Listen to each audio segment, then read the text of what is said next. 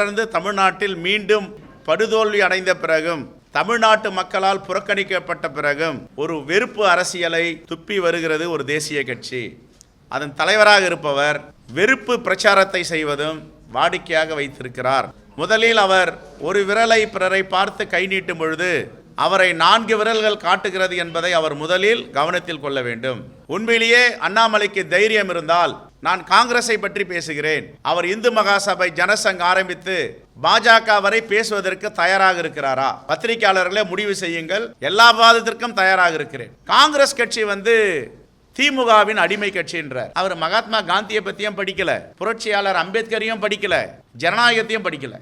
இந்த அடிமை என்ற வார்த்தை யாருக்கிட்ட வரும்? எஜமான் கிட்ட தான் வரும். அதுதான் அம்பேத்கர் சொன்னார், நான் யாருக்கும் அடிமை இல்லை, எனக்கும் யாரும் அடிமை இல்லை. இதெல்லாம் படிக்கவே இல்லையா அண்ணாமலை? எந்த அடிப்படையில் அவர் ஒரு மாநில தலைவராக ஆக்கிறாங்க? என்ன ஒரு வட்ட செயலாளர் தகுதி இல்லாத அண்ணாமலை.